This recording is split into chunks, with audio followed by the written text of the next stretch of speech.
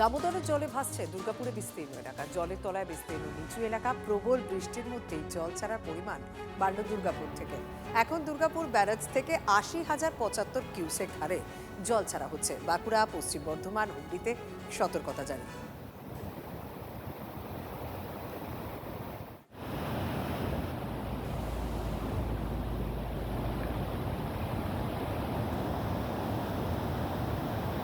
এই আশঙ্কাটাই করা হচ্ছিল যে দুর্গাপুর ব্যারাজ থেকে যখন জল ছাড়া হবে তখন আশেপাশের এলাকা আগে থেকেই প্লাবিত হয়ে রয়েছে, পরিস্থিতি আরও জোরালো হতে পারে। সেই কারণে বাঁকুড়া, পশ্চিম বর্ধমান, হুগলিতে সতর্কতা জারি রয়েছে। আমাদের সঙ্গে রয়েছেন প্রতিনিধি জয়ন্ত। জয়ন্ত, ঠিক এই জায়গাটাতেই একটা ভয় করা হচ্ছিল, কারণ পশ্চিমাঞ্চলের জেলাগুলিতে বৃষ্টিপাত হচ্ছে, ভালো বৃষ্টির পূর্বাভাসও রয়েছে। সেই জায়গা মানে ওই জেলাগুলো তো ইতিমধ্যেই প্লাবিত বেশ কিছু এলাকা। এই নতুন জল ছাড়া কোন কোন জায়গায় সব থেকে বেশি সমস্যা তৈরি হতে পারে?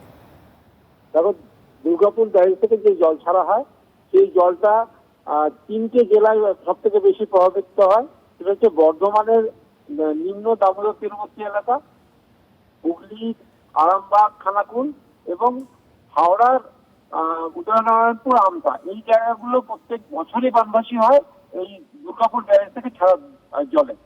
ইতিমধ্যেই কি হয়েছে, রাজ্যে বৃষ্টি হওয়ার ফলে যে এই জায়গাগুলো জল জমে আছে, তার সঙ্গে এই জলটা যখন পৌঁছাচ্ছে জমা জলের উপর সরাসরি আক্রমণের মতো হয়ে যাচ্ছে। জমা জল তার সঙ্গে এই জল, এবং একই সঙ্গে ঝাড়খণ্ডে বৃষ্টি হওয়ার জন্য মাইথন এবং পাঞ্চের থেকে ডিবিসি জল থাকছে, সেই জল এসে দুর্গাপুরে পৌঁছালে দুর্গাপুর একটা জোড়া চাপ বলা যেতে পারে এই সমস্ত জায়গার উপর। ধন্যবাদ জয়ন্ত। বৃষ্টিতে শহরে বিপর্যয়। জোড়াবাগানের ব্রুজ দুলাল স্ট্রিটে ভেঙে পড়ল ২০০ বছরের ৩ তলা পুরনো বাড়ি। ধ্বংসস্তূপে চাপা পড়ে একজনের মৃত্যু হয়েছে। পরিত্যক্ত বাড়িতে প্রায় ২০ জন থাকতেন।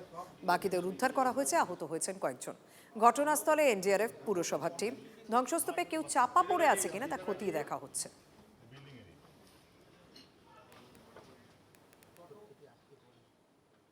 পাশাপাশি পোস্তার দিকেও নজর রাখবো। জোড়াবাগানের পর এবার বড়বাজারের পোস্তায় বাড়ি ভেঙেছে। একটি বাড়ির উপরের অংশ আজ ভেঙে পড়ে টানা বৃষ্টির জেরে। এই বাড়ি ভেঙে পড়েছে বলে একটা আশঙ্কা করা হচ্ছে। আটকে পড়া ৭ জনকে উদ্ধার করেছে পুরসভার কর্মীরা। সুপ্রিম কোর্টে দেশের শীর্ষ আদালতে রাজ্য সরকারের তরফ থেকে বলা হয়েছে যে ৬৫% ডিএ রাজ্য সরকারের কর্মীদের দেওয়া হয়ে গিয়েছে। তবে কর্মীদের একাংশ বলছেন এখনো তারা ডিএ পাননি। শীর্ষ আদালতে রাজ্য সরকারের এই জানানোর পর কারা এখনো ডিএ পাননি তালিকা দিতে বলেছে দেশের শীর্ষ আদালত। কাল ফের এই মামলার শুনানি রয়েছে।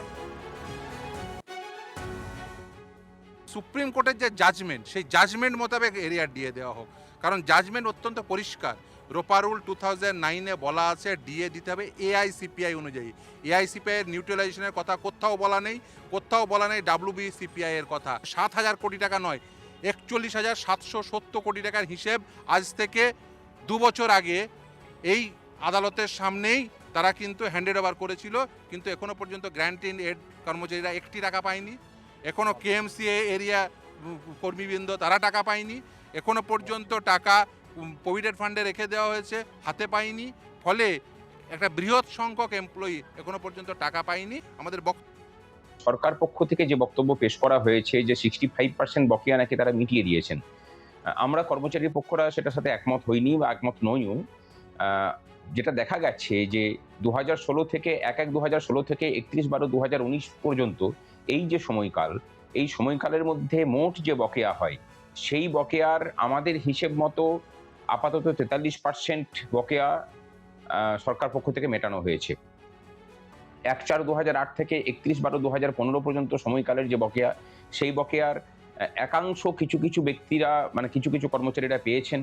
এর মধ্যে কিন্তু সরকারি কর্মচারী হিসেবে যারা আছেন, ওয়ার্ক চার্জ এমপ্লয়ি বলুন বা বিভিন্ন ডিএ গেটিং যেসব ইনস্টিটিউশনগুলো আছে তারা কিন্তু কেউ পায়নি।